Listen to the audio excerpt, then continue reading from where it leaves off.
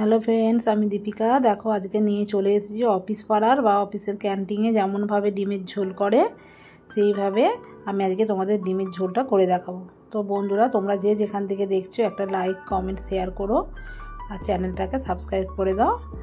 তোমাদের সহযোগিতা এবং তোমাদের সাবস্ক্রাইব কমেন্ট সবই আমাদের এগিয়ে নিয়ে যাওয়ার পথে অনেকটা কার্যকারিতা করে। তো দেখো, প্রথমে আমি শর্টকাটে দেখাবো, কারণ প্রথমে ডিম আর আলু সেদ্ধ করে নিয়েছি একটা কুকারে সিটি দিয়ে, একটু নুন দিয়েছিলাম অল্প, তো যাতে করে তাড়াতাড়ি রান্নাটা করা যায় সেইটাও আমি দেখাচ্ছি। একবারে সিদ্ধ করে নিলাম, নিয়ে একটু ডিমগুলোকে অল্প অল্প ছুরি দিয়ে কেটে নিয়েছি যাতে করে ফেটেও নিয়ে যায়, আবার তেল মশলাও ঢুকে যায়। তো আলু আর ডিমটাকে এবার আমি ভেজে নেব। আমি অল্প তেলেতেই করে দেখাচ্ছি, তোমরা চাইলে তেলটা একটু কম বেশি করে নিতে পারো যারা যেভাবে খেতে অভ্যস্ত। তো ডিমগুলোকে প্রথমে আমি নুন আর হলুদ দিয়ে ভেজে নেব। ডিমগুলোকে একটু লাল লাল করে ভাজতে হবে। তো এই ডিমের ঝোল কিন্তু গরম ভাতের সঙ্গে খেতে খুবই সুস্বাদু লাগে। দেখো, ডিমটাকে আমি ভেজে তুলে নিলাম, এরপর আমি আলুটাকেও দিয়ে দেব। আলুটা আমি আগে থেকে সেদ্ধ করে রেখেছিলাম, এই অল্প অল্প তেল আছে ওর মধ্যেই দিয়ে দেব। তো এটাতে কোনো আমি আর হলুদ দিলাম না, ডিমের যে ভাজার সময় হলুদটা দিয়েছিলাম ওই হলুদেই আলুটা একটু হলুদ হলুদ হয়ে গেছে, আর নুন দিয়ে তো সেদ্ধই ছিল, নুনটা দিলাম না। এরপর দেখো আরেকটু অল্প তেল দিলাম, ঝোলটা বানিয়ে নেব। এবার ফোড়নে দিচ্ছি জিরে, প্লেন জিরে, তেজপাতা, শুকনো লঙ্কা। তো মশলাটা ফোড়নটা ভাজা ভাজা হয়ে গেল, আর কোঁচানো পেঁয়াজটা দিয়ে দিলাম। কোঁচানো পেঁয়াজটা বেশ একটু কালারটা চলে আসবে, ভাজা ভাজা মতো হয়ে যাবে। দেখো ভাজা ভাজা হয়ে গেছে। এরপর আমি একটু রসুনের পেস্ট আর একটু আদার পেস্ট দেব।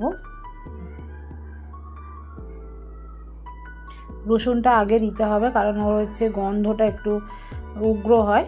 তো রসুনটা দেওয়ার পর আদা টমেটো সমস্ত কিছুই দিয়ে একটু অল্প নাড়ানাড়ি করতে করতে এবার একটু বাটি ধোয়া জলটা দিয়ে দিলাম। দিয়ে এবার আমি শুকনো মশলাগুলো দেবো, গুঁড়ো মশলা, ধনে গুঁড়ো, জিরে গুঁড়ো, লঙ্কা গুঁড়ো আর হলুদ গুঁড়ো। আর কাশ্মীরি রেড চিলি দিলাম না, তোমরা পারলে দেবে, আমি দিলাম না। তো এই মশলাগুলোকে সমস্ত কষিয়ে নিতে হবে। কষে গেলেই রান্নাটা প্রায় হয়ে যাবে। দেখতে থাকো তোমরা, দেখো কত সুন্দর কষে গেছে, কত অল্প তেলেতেই দেখেছো হয়ে গেছে। তো সেদ্ধ করাই ছিল আলুটা, কিন্তু মশলার সঙ্গে একটু কষিয়ে নিতে হবে। এরকম আলুগুলো দিয়ে দিলাম, দিয়ে মশলার সঙ্গে একটু কষিয়ে নিলাম। আঁচটাকে মিডিয়ামে রেখে একটু কষে গেল, আলুটার মধ্যে মশলাটা চলে গেল। এই রেসিপি কিন্তু সাধারণ হলেও গরম ভাতের সঙ্গে খুবই সুন্দর লাগে খেতে। অফিস পাড়া বা অফিসের ক্যান্টিনে এই ঝোল তো প্রায় হয়ে থাকে, এবং যারা আমরা নিশ্চয়ই সবাই খেয়ে থাকি কম বেশি এইরকম ঝোল খুবই সুস্বাদু। তোমরা এইভাবে যারা খাও না তারা এইভাবে বানিয়ে দেখো। চাপা দিয়ে আলুটা আমি কষিয়ে নিলাম।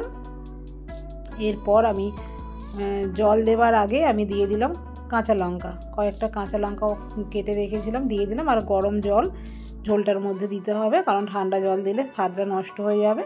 আর শেষে একটু গরম মশলা দিলাম। এবার ঝোলটা একটু ফুটতে দিলাম, 1 থেকে 2 মিনিট ফুটে গেল।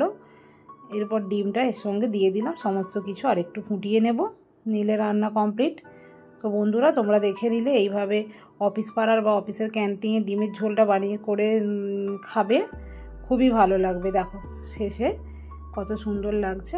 তো বন্ধুরা, টাটা।